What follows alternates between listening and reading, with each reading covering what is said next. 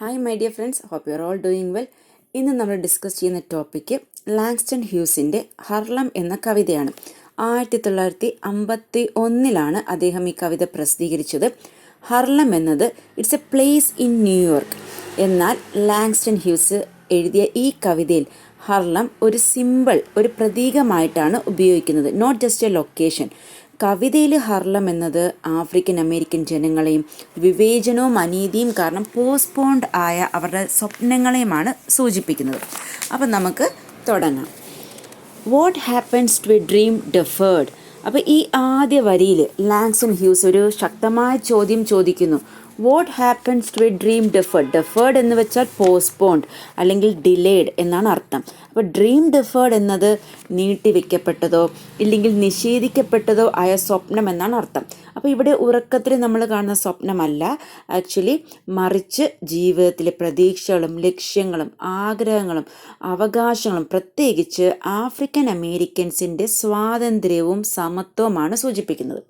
അപ്പം ഒരു സ്വപ്നം ഡിലേഡ് ആയാൽ അല്ലെങ്കിൽ പോസ്റ്റ്പോൺഡ് ഓർ ഡിനൈഡ് ആയാൽ, അതായത് ഒരു സ്വപ്നം നിഷേധിക്കപ്പെടുമ്പോൾ എന്താണ് സംഭവിക്കുന്നത് എന്ന് കവി ചോദിക്കുന്നു ആദ്യ വരിയിൽ.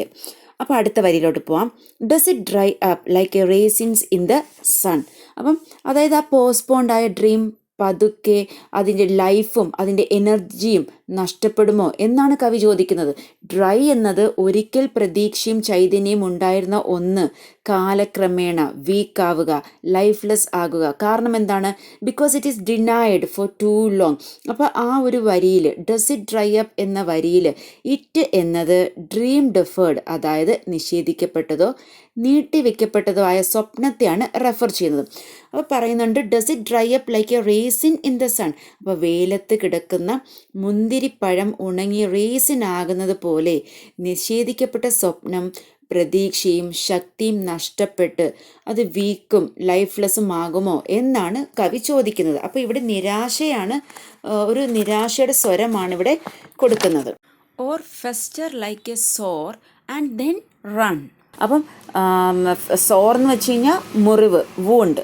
അപ്പം ചികിത്സിക്കാതെ ഇരുന്നാൽ മുറിവ് പഴുക്കുന്നത് പോലെ, ഇൻഫെക്റ്റ് ആകുന്നത് പോലെ നിഷേധിക്കപ്പെട്ട സ്വപ്നം മനുഷ്യൻ്റെ ഉള്ളിൽ വേദന സൃഷ്ടിക്കുമോ എന്ന് കവി ചോദിക്കുന്നു. അതുപോലെ തന്നെ മുറിവിൽ നിന്നും എന്ത് വരും നമുക്കറിയാം, പസ്, അതായത് പഴുപ്പ് വരും. ആൻഡ് ദെൻ റൺ എന്ന് ചോദിക്കുന്നു, അതായത് വൂണ്ട് സ്റ്റാർട്ട്സ് ഊസിങ് പസ്. സ്വപ്നം ഇങ്ങനെ അടിച്ചമർത്തി വെച്ചാൽ ആ സപ്രസ്ഡ് ഡ്രീംസ് എന്താകും? It burst out in ugly destructive vase.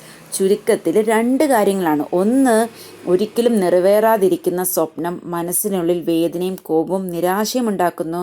രണ്ടാമതായിട്ട്, പരിചരിക്കാത്ത മുറിവ് അപകടകരമാകുന്നത് പോലെ അവഗണിക്കപ്പെട്ട സ്വപ്നങ്ങൾ വ്യക്തിക്കും സമൂഹത്തിനും ഭീഷണിയാകുന്നു.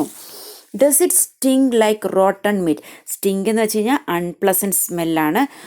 അപ്പോൾ ഈ വരിയിൽ കവി നീട്ടിവെച്ച സ്വപ്നത്തെ അല്ലെങ്കിൽ നിഷേധിക്കപ്പെട്ട സ്വപ്നത്തെ അഴുകിയ മാംസവുമായി, ആ റോട്ടൺ മീറ്റുമായി ഉപമിക്കുന്നു. അപ്പോൾ അഴുകിയ മാംസം എന്ന് പറയുന്നത് ദുർഗന്ധം പുറപ്പെടുവിക്കും, നമുക്കറിയാം.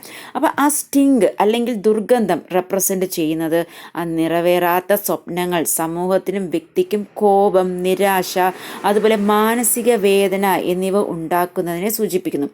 ഇത് എന്ത് സംഭവിക്കും? വ്യക്തിയെയും ബാധിക്കും, സമൂഹത്തെയും ബാധിക്കും. Or crust and sugar over like a syrupy sweet.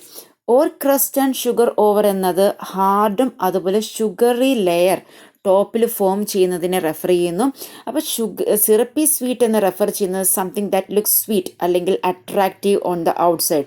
പുറമേ എങ്ങനെയാണ്? മധുരവും ആകർഷണവുമാണ്. അപ്പോൾ ചില സ്വപ്നങ്ങൾ തുറന്ന വേദനയായി പ്രകടമാവില്ല, അവ മധുരത്തിൻ്റെ മറവിൽ മറഞ്ഞു നിൽക്കും അല്ലെങ്കിൽ നിൽക്കുന്നു എന്നാണ് കവി പറയുന്നത്. അപ്പോൾ പുറമേ എല്ലാം നമുക്ക് തോന്നും ശരിയാണ് എന്ന പോലെ തോന്നിയാലും ഉള്ളിൽ അങ്ങനെയല്ല. അപ്പം മനുഷ്യർ ഇവിടെ എന്താ പറയുന്നതെന്ന് വെച്ച് കഴിഞ്ഞാൽ, മനുഷ്യർ അവരുടെ നിരാശയും കോപവും മറച്ചു വെച്ച് പുറമെ സന്തോഷമുള്ളവരായി അഭിനയിക്കുന്നതിനെ സൂചിപ്പിക്കുന്നു ഈ വരികൾ. അപ്പം നീട്ടിവെച്ച സ്വപ്നം പുറമെ മധുരവും സുന്ദരവും എന്ന പോലെ തോന്നിയാലും inside it become stale and unhealthy, അത് പഴകിയതും ഹാനികരവുമായി മാറുന്നു.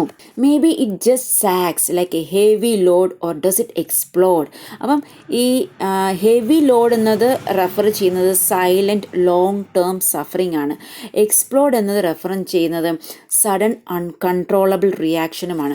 അപ്പോൾ എന്താ പറയുന്നത്, maybe it just sags like a heavy load, ഭാരമുള്ള ഒരു ചുമട് പോലെ താഴ്ന്നു കിടക്കുമോ എന്നത് നിറവേറാത്ത നീണ്ടുപോകുന്ന സ്വപ്നം ഒരു മനുഷ്യൻ്റെ മനസ്സിലും ജീവിതത്തിലും ഭാരമുള്ള ചുവട് പോലെ സമ്മർദ്ദം സൃഷ്ടിക്കുമോ എന്നതാണ് കവിയുടെ ചോദ്യം.